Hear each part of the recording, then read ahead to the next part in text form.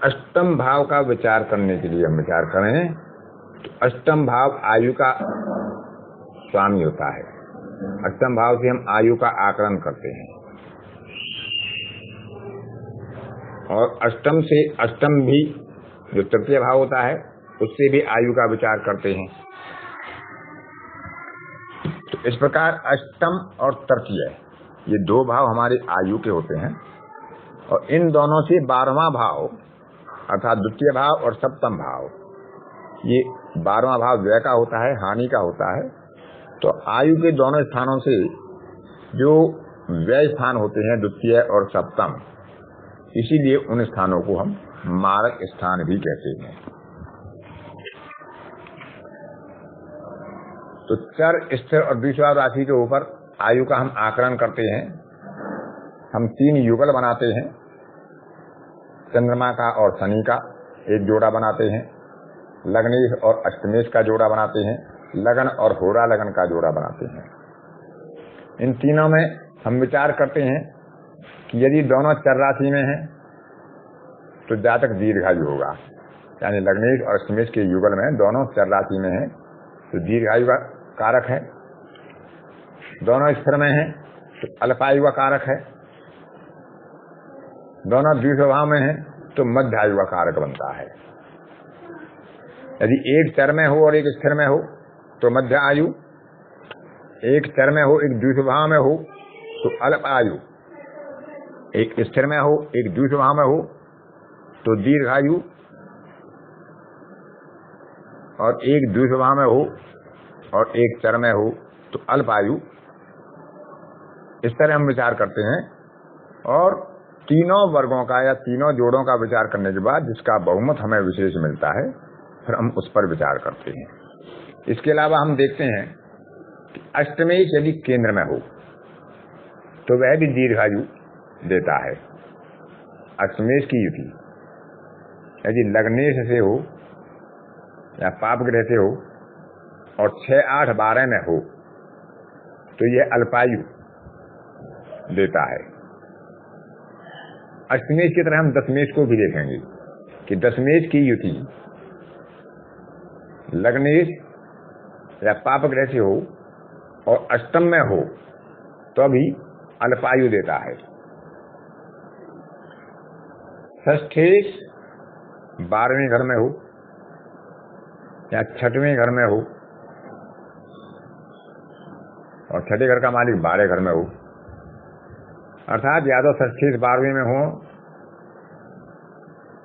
और 12वें घर का मालिक 6ठे में हो या दोनों की युति षष्ठेश और व्ययेश की युति 6ठे या 12वें में हो तो अभी दीर्घायु योग देता है। षष्ठेश और व्ययेश लगन में हो या अष्टम में हो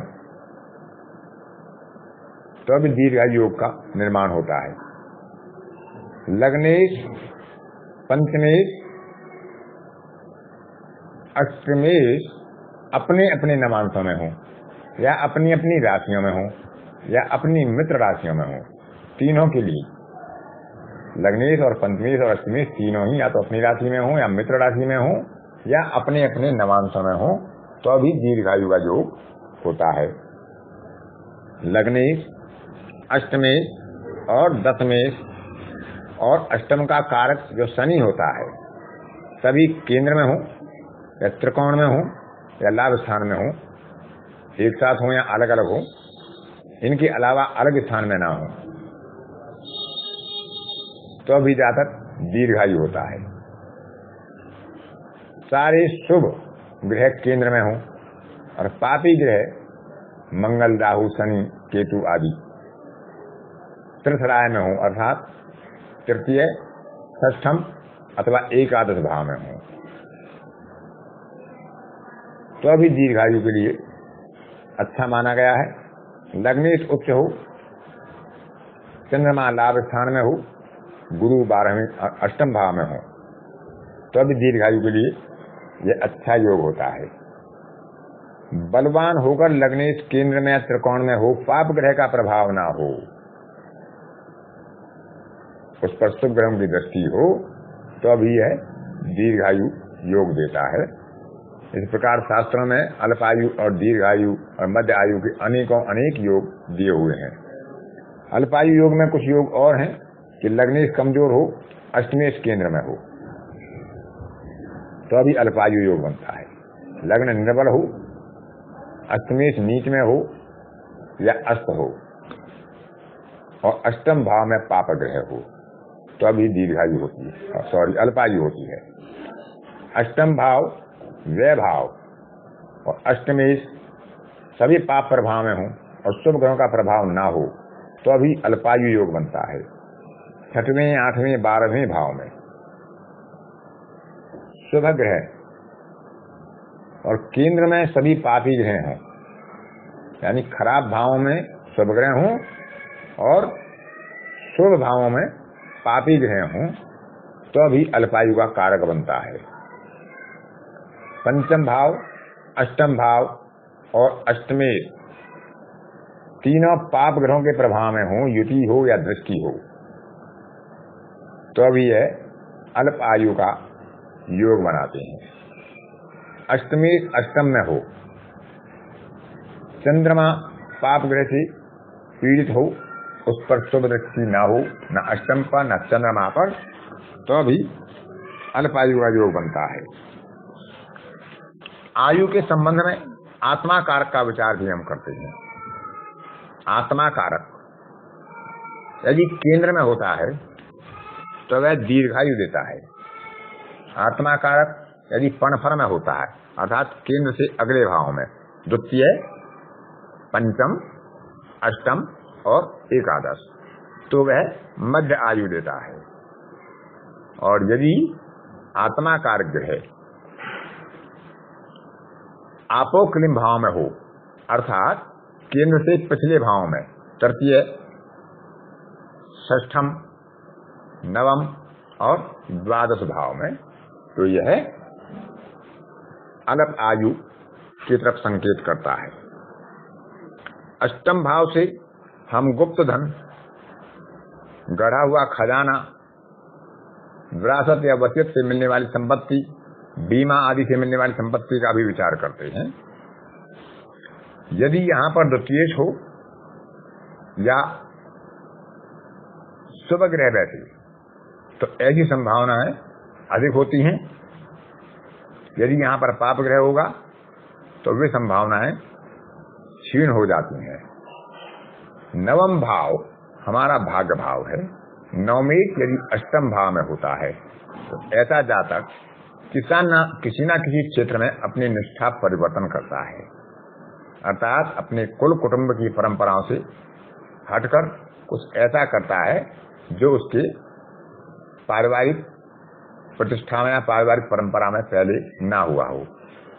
वह अपनी धार्मिक परंपराओं को प्रभावित कर सकता है, परिवर्तित कर सकता है, अपने नैतिक मूल्यों को परिवर्तित कर सकता है। जो उसके परिवार के नैतिक मूल्य थे उनसे हटकर एक नई परंपरा या एक नया कार्य कर सकता है। तो ऐसी स्थिति उसकी आती है।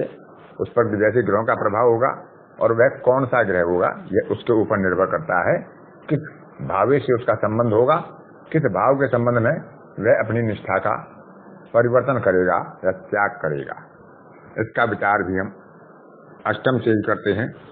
अष्टम भाव हमें घात, प्रतिघात और बाधाओं का भी विचार हम अष्टम से ही करते हैं। यदि 8वें भाव में या 6वें भाव में बुध बैठ जाए और वह चंद्रमा के साथ हो तो उस जातक के साथ वित्त का आघात होता है और प्रबल संभावनाएं हो जाती हैं। यदि उस योग पर चंद्रमा और बुध अष्टम में हो और उस योग पर कहीं राहु का भी प्रभाव हो जाए, अर्थात चंद्रमा या बुध राहु के नवांश में आ जाए, राहु के नक्षत्र में बैठ जाए या राहु की दृष्टि या युति में बैठ जाए तो विषघात की प्रभाव उस जातक पर प्रबल संभावनाएं हो जाती हैं। यदि वही बुध अष्टम में बैठे सूर्य के साथ हो तो भी राहु का प्रभाव होने से अग्नि से विष से और मंगल का प्रभाव हो तो अग्नि से उस जातक पर घात प्रतिघात की संभावना हो जाती है। इसी प्रकार मंगल और सूर्य यदि लाभ भाव में भी जाते हैं तो शस्त्र, विष या अग्नि से या विद्युत से, बिजली आदि से उसको घात होता है। इसी प्रकार बुध और मंगल यदि अष्टम में आते हैं तो अभी उसे अग्नि या दुर्घटना की संभावनाएं प्रबल हो जाती हैं। अष्टमेश यदि सूर्य या चंद्रमा या बृहस्पति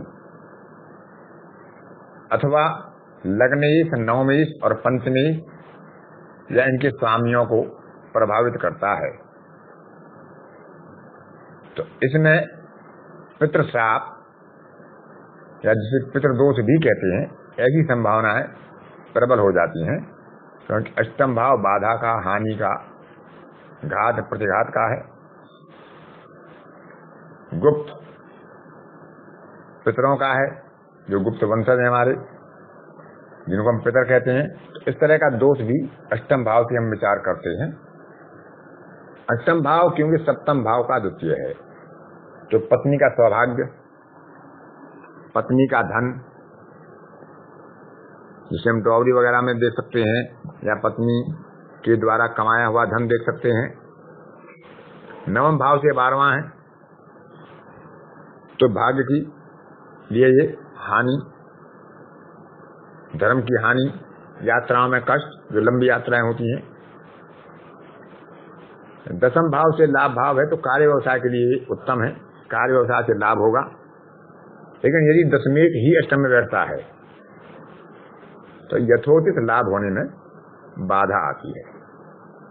11वें भाव से दसम भाव है, तो बड़े भाई बहनों के लिए, मित्रों के लिए या छोटे चाचाओं के लिए यह कार्य व्यवसाय का लाभ है, कार्य व्यवसाय का स्थान है। उनके कार्य व्यवसाय की स्थिति अष्टम से विचार कर सकते हैं।